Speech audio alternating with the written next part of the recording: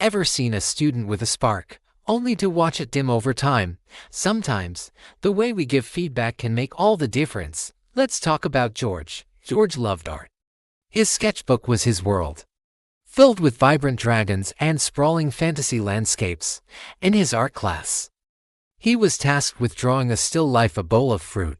This was new for him, a departure from his usual imaginative creations. He tried his best, focusing on the shapes and shadows, but the result felt stiff and lifeless compared to his dragons. His teacher, Mr. Harrison, came by. He looked at the drawing and said, "George, this is all wrong. The apple's perspective is off, and the shadows don't make sense. You need to pay more attention to the fundamentals." George's shoulders slumped.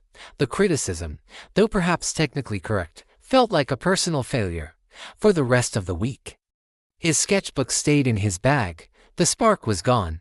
He felt like he wasn't a real artist if he couldn't even draw an apple correctly. Now, let's imagine a different scenario. What if the feedback was delivered differently? Let's rewind. Mr. Harrison walks over to George's desk and looks at the drawing. He smiles and says, "George, I see you're stepping out of your comfort zone with this still life, and that's fantastic.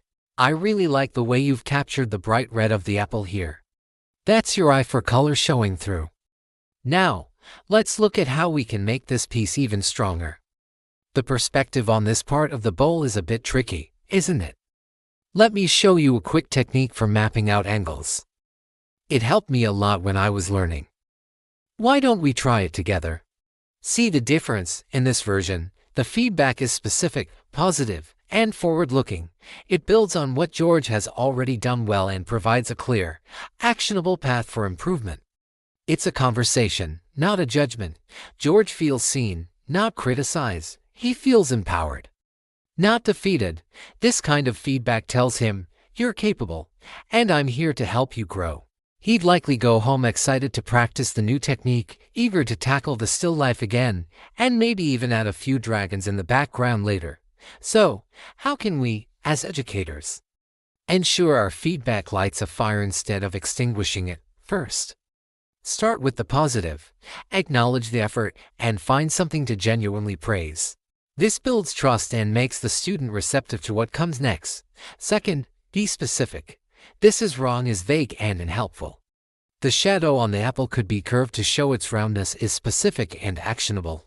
Third, focus on the task, not the person. It's about the drawing, not about George's inherent ability. Fourth, make it a dialogue. Ask questions. What was your goal here? Or what part did you find most challenging? This invites the student into the process of their own learning. And finally, provide a clear path forward. Offer a strategy, a tool, or a resource. The goal isn't just to point out a flaw, but to equip the student to overcome it. The story of George isn't just about art class. It's about math, science, history, and every subject in between. Constructive feedback is one of the most powerful tools we have. It can turn a moment of struggle into a breakthrough of learning and growth. It can keep that initial spark of passion alive and help it burn brighter than ever before. Let's be the teachers who build students up, one thoughtful comment at a time. Thanks for watching. If you found this helpful, please like, share, and subscribe for more insights on education and student growth. See you next time.